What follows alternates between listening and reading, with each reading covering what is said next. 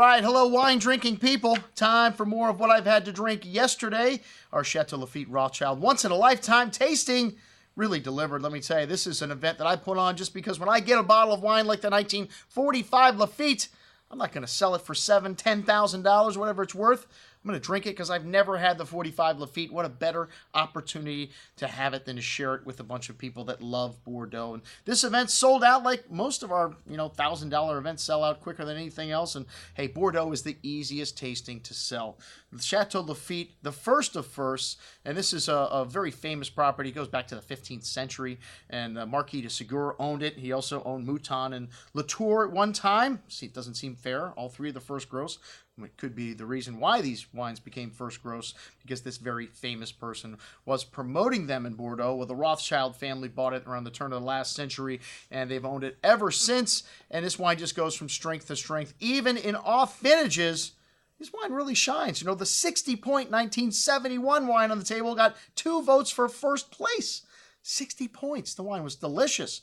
Was it the greatest Lafite I've ever had? No, but it was still delicious. The 45 took the show, and we got a good bottle. The fill was all the way almost to the neck on this, and wow, really still fairly complex on the nose. Dried floral notes, tangy red berry fruit, oriental spices, incense. On the tongue, this wine just silky smooth. Still had a nice light red berry fruit left, that exotic spice and floral quality on the nose. A little metallic note, mineral quality at the end, but this wine's still very much alive. Even on the next morning, I would have loved to have it 20 years ago, though.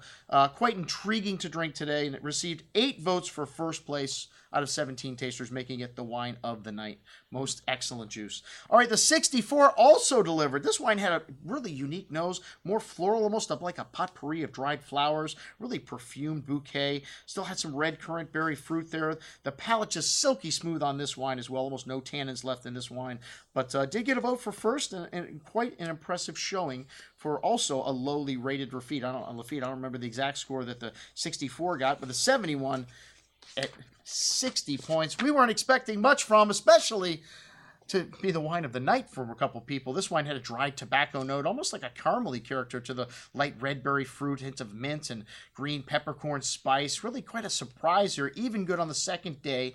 And, very light, but had a nice freshness to the end, that cranberry kind of fruit and exotic spice lasting all the way to the finish. A very good example of what a great producer like Lafite can do in an awful vintage. All right, the 1976, the highest rated of all the old wines, to me, showed very good, but one of the lesser wines in the old dogs for me. It had a smoky tobacco, kind of bitter cocoa and fresh earth character to the nose. Still some lively red berry fruit on the palates, and had some tannins in this wine. This wine was a little bit more structured than the rest of them, and got no votes for first or second, though, but still very much alive. This wine showed an oxidative quality on the second day, but an excellent example of the 76 Lafite, which I'd never had before, I don't think.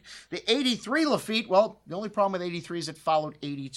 This wine's still very much alive. Some nice dry tobacco, red currant, that lead pencil character starting to come out in this wine more pronounced, and fine tannins here on the palate. Really drinking nice, and some nice savory red berry fruit there, smooth silky tannins, a long finish. So I got a vote for first and 5 votes for second. A lot of people liked the 83 as it was drinking at its peak. The 86, still a little monster. This wine, very youthful, a big bouquet, though, of Asian spices, cigar box notes, red and blackberry fruits, graphite mineral notes, just massive on the tongue here. This wine had a firm array of tannins here and nice freshness, but this wine had everything in proportion. It still needs time. It got 3 votes for first and 1 for second. My first killer wine of the night, the 86 Lafite. All right, the 1995, a bit of a shy flower. This wine took a long time to open up, not much of a nose on it, but on the second day, this nose started to open up, a bigger bouquet here, lots of Asian spice, cigar box notes,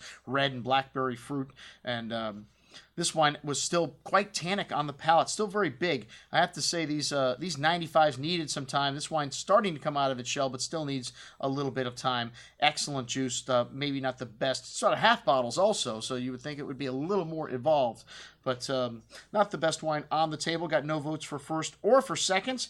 The 98, still a little monster. This wine also massive, really big. Espresso, dark cocoa, cedar, graphite, a lot of that red currant berry and plum fruit. This wine's got massive tannins here, an abundance of that dark currant berry fruit, a host of spices, and that earthy character from the nose through the finish. A killer Lafite, just needs time. The Carrowads, this was one of the best wines to drink on the table of 2000, a great vintage for Lafite.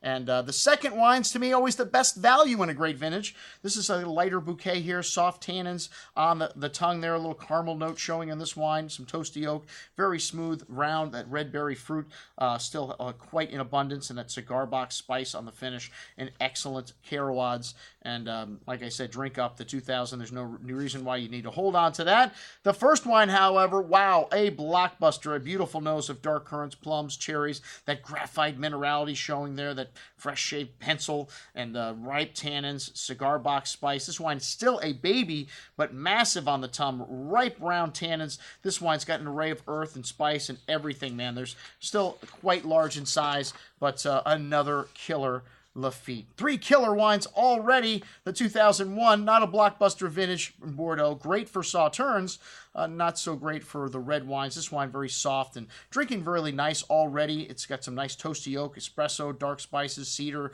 that gravelly, earthy, minerally notes, and a consistent vintage to drink. I don't know if the 01s are going to shut down like great vintages do, but not a wine that you need to keep a long time. Excellent example of Lafite and a not-so-great vintage. 04, I liked a little better than the 2001. This wine's got a fairly complex bouquet of coffee, kind of gravelly, graphite minerality, that red currant, still quite youthful, very balanced. This wine, nothing out of place. Not a blockbuster in size, but this one should age for decades, and excellent example of another vintage, not considered great, but Lafite, a great wine every year. All right, the 1988 Clemence and Yquem. What?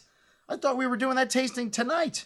Actually, this was a little preview for the Yquem and Clemence tasting, and the Yquem took the bout on this occasion. A little darker in color, but much richer. This wine showing a lovely honey, peach, and apricot fruit, butterscotch candy notes, really thick and viscous on the tongue. The Clemence considerably lighter, more of a candied pineapple kind of fruit, white peach, and had a little bit of that vanilla flan note to it as well, floral highlights. Nice richness and nice acidity in both of these wines. A great vintage for sauternes. Some would still consider youthful, but I like to drink sauternes young. I like them old. I think it's one of the few wines that you don't have to wait if you don't want to. All right, that's what we had to drink at our Lafite Rothschild Vertical back to 1945. I'm your host, Andrew Lampasoni, signing off for the Wine Watch, saying remember, always drink the good stuff first.